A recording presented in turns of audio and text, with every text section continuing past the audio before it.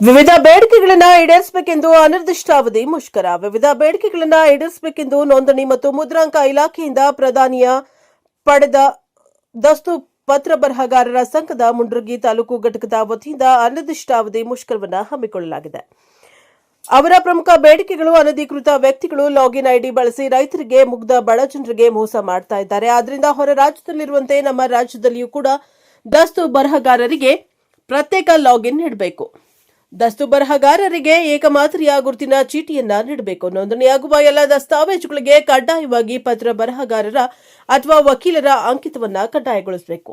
ಇದರ ಜೊತೆಗೆ ರಾಜ್ಯದ ಎಲ್ಲ ದಸ್ತು ಬರಹಗಾರರಿಗೆ ಸೇವಾ ಭದ್ರತೆಯನ್ನ ಒದಗಿಸಬೇಕು ಎಂದು ಆಗ್ರಹಿಸಿದ್ದಾರೆ. ಒಂದು ವೇಳೆ ನಮ್ಮ ಬೇಡಿಕೆಗಳು ಈಡೇರಿಸದೆ ಹೋದರೆ ನ್ಯಾಯಾಲಯದ ಮೊರೆ ಹೋಗಬೇಕಾಗುತ್ತದೆ ಎಂದು ಜಿಲ್ಲಾ ದಸ್ತು ಬರಹಗಾರ HR ಚನ್ನದಾಸ್ ಸರ್ಕಾರಕ್ಕೆ ಎಚ್ಚರಿಕೆಯನ್ನ ನೀಡಿದ್ದಾರೆ. ಬ್ಯೂರೋ ರಿಪೋರ್ಟ್ ಅರ್ಜುನ್ ಹೊಸ್ಮನಿ, ಪ್ರಶಾಪವರ್ ಟಿವಿ, ಮುಂಡರ್ಗಿ.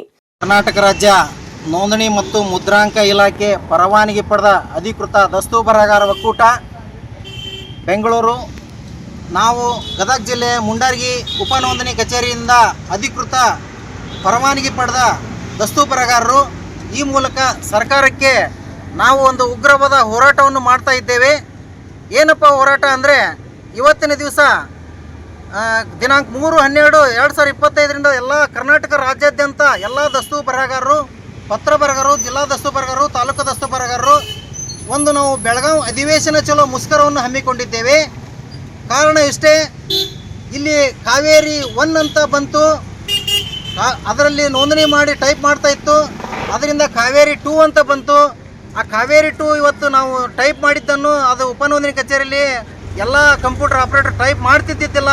ಅದನ್ನು ನಾವೇ ಲಾಗಿನ್ ಟೈಪ್ ಮಾಡಿ ನಾವೇ ಅಪ್ಲೋಡ್ ಮಾಡಿ ಕಳಿಸಿದ್ವಿ. ಸಬ್ ರಿಜಿಸ್ಟ್ರು ನಮ್ಮ ಲಾಗಿನ್ನಾಗಿದ್ದ ಪೇಮೆಂಟ್ ಮಾಡಿ ಕಳಿಸಿ ವಾಪಸ್ಸು ನೋಂದಣಿ ಆಗ್ತಾಯಿತ್ತು. ಈಗ ಏನಾಗೈತೆ ಅಂದ್ರೆ ಕಾವೇರಿ 3 ಅಂತ ಬಂತು. ಆ ಕಾವೇರಿ 3ದಾಗ ಏನಪ್ಪ ಅಂದ್ರೆ ಆಸ್ತಿ ವರ್ಣನೆ ಅನ್ನೋದನ್ನು ಜಮೀನಾಗಿರಲಿ, ಬಯಲು ಜಾಗ ಇರಲಿ, ಅಥವಾ ಬಿನ್ಸೆತ್ಕಿ ಪ್ಲಾಟ್ ಆಗಿರಲಿ, RCC ಮನೆ ಯಾವುದೇ ಜಾಗ ಇರಲಿ, ಟೈಪ್ ಮಾಡೋ ಮುಂದೆ ಆ ವಿಸ್ತೀರ್ಣ ಅನ್ನೋದನ್ನು ಅಲ್ಲಿ ಡಿಸ್ಟ್ರಿಕ್ಷನ್ ಅಂತ ಬರುತ್ತೆ. ಅದು ಇಂಗ್ಲೀಷ್ನಲ್ಲಿ ಬರುತ್ತೆ, ಕನ್ನಡದಲ್ಲಿ ಬರ್ತಾ ಇಲ್ಲ. ಅದನ್ನು ನಾವು ದಸ್ತು ಬರಹಗಾರರು ಏನಾದರೂ ಅಲ್ಲಿ ಕಂಪ್ಯೂಟರ್ನಲ್ಲಿ ಟೈಪ್ ಮಾಡೋಕ್ಕೆ ಹೋದರೆ ತೊಗೊಳಂಗಿಲ್ಲ. ಹೀಗಾಗಿ ಒಂದು ಬಿನ್ಸೆತ್ಕಿ ಪ್ಲಾಟ್ ಸರ್ವೆ ನಂಬರು ಮತ್ತು ಪ್ಲಾಟ್ ನಂಬರು ಅಳತೆ ಯಾವುದಾದ್ರೂ ಅದನ್ನು ಹಾಕಬೇಕಾದ್ರೆ ಟೈಪ್ ಮಾಡೋಕ್ಕೆ ಅವಾಗ ಲಾಗಿನ್ನಲ್ಲಿ ಅವಕಾಶ ಇರುವುದಿಲ್ಲ. ಹೀಗಾಗಿ ಯಾರ್ದೋ ಆಸ್ತಿ ಯಾರ ಹೆಸರಲ್ಲಿ ನೋಂದಾಗ್ತಾ ಇದೆ.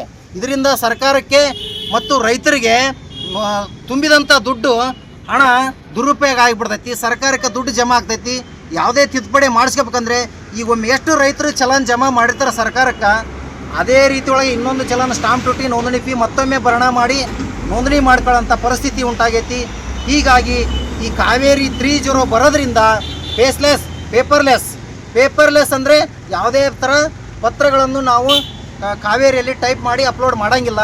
ಮತ್ತು ಸಬ್ ರಿಜಿಸ್ಟ್ರ್ ಆಫೀಸ್ಗೆ ಯಾರೋ ರೀತಿ ಬಂದು ಫೋಟೋ ತೆಗ್ಸೋಂಗಿಲ್ಲ. ಯಾರೋ ಎಲ್ಲೇ ಕೂತ್ಕೊಂಡು ತಮ್ಮ ಆಸ್ತಿ ನೋಂದಣಿ ಮಾಡ್ಕೋಬೋದು. ಇದರಿಂದ ರೈತರಿಗೆ, ಸಾರ್ವಜನಿಕರಿಗೆ ತುಂಬ ಕಷ್ಟ ಆಗ್ತಾಯಿದೆ, ತೊಂದರೆ ಆಗ್ತಾಯಿದೆ.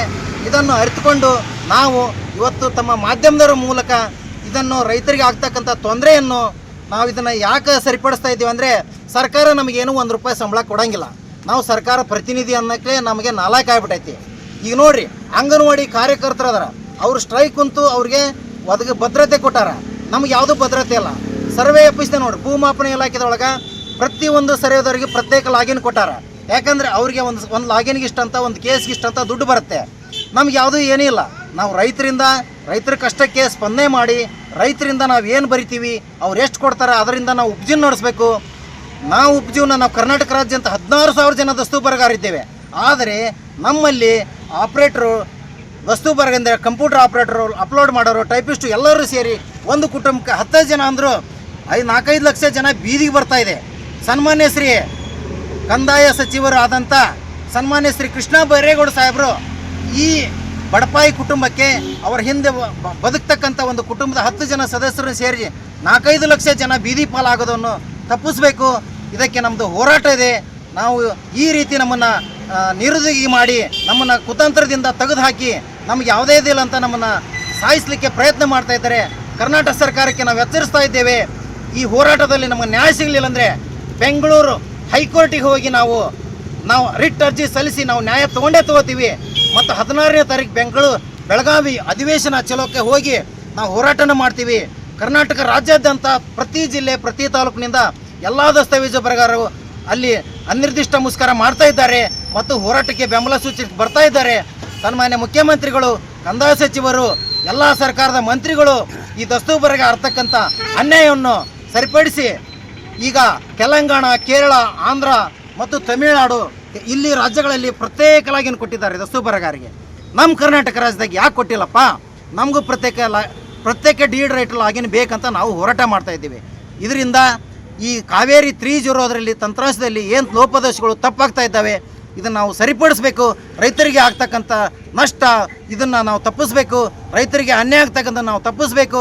ರೈತರ ಪರವಾಗಿ, ರೈತ ಪರ ಸಂಘಟನೆ ಪರವಾಗಿ ಎಲ್ಲ ಪ್ರತಿಯೊಂದು ತಾಲೂಕಿನ ಪ್ರತಿಯೊಬ್ಬ ಕುಟುಂಬಕ್ಕೂ ಆಸ್ತಿ ನೋಂದಣಿ ಖರೀದಿ ವೇಳೆ, ಮಾರಾಟದ ವೇಳೆ ಯಾವುದೇ ತೊಂದರೆ, ಲೋಪದೋಷ ಆಗಬಾರ್ದು ಅನ್ನೋ ಹಿತದೃಷ್ಟಿಯಿಂದ ಈ ಹೋರಾಟವನ್ನು ನಾವು ಕೈಗೊಂಡಿದ್ದೇವೆ. ಈ ಹೋರಾಟಕ್ಕೆ ಎಲ್ಲ ಪತ್ರಿಕಾ ಮಾಧ್ಯಮದವರು, ಮಾಧ್ಯಮ ಮಿತ್ರರು ಮತ್ತು ಎಲ್ಲ ಸಾರ್ವಜನಿಕರು ಇಲ್ಲಿ ಸೇರಿ ನಮ್ಮ ಸಹಕಾರ ಕೊಟ್ಟಿದ್ದಕ್ಕೆ ಎಲ್ಲರಿಗೂ ಅನಂತ ಧನ್ಯವಾದಗಳು. ತಮ್ಮ ಹೆಸರು? ನನ್ನ ಹೆಸರು ಹನುಮಪ್ಪ ರಾಮಪ್ಪ ಚನ್ನದಾಸರ್, ಜಿಲ್ಲಾ ದಸ್ತೂಬರಗಾರರು, ಗದಗ ಜಿಲ್ಲೆ ಮುಂಡರ್ಗಿ. ಬೇಕು, ಬೇಕೇ ಬೇಕು, ಬೇಕೇ ಬೇಕು. ಎಲ್ಲಿವರೆಗೆ ಹೋರಾಟ? ಎಲ್ಲಿವರೆಗೆ ಹೋರಾಟ? ಯಾತಕ್ಕಾಗಿ ಹೋರಾಟ? ಯಾತಕ್ಕಾಗಿ ಹೋರಾಟ? ದಸ್ತೂಬರಗಾರರಿಗೆ ಪ್ರತ್ಯೇಕ ಲಾಗಿನ್ ಅನ್ನು, ದಸ್ತೂಬರಗಾರರಿಗೆ ಪ್ರತ್ಯೇಕ ಲಾಗಿನ್ ಅನ್ನು, ಅಧಿಕೃತ ದಲ್ಲಾಳಿ ಮಧ್ಯವರ್ತಿ ಹಾವಳಿಯನ್ನು, ಅಧಿಕೃತ ದಲ್ಲಾಳಿ ಮಧ್ಯವರ್ತಿ ಹಾವಳಿಯನ್ನು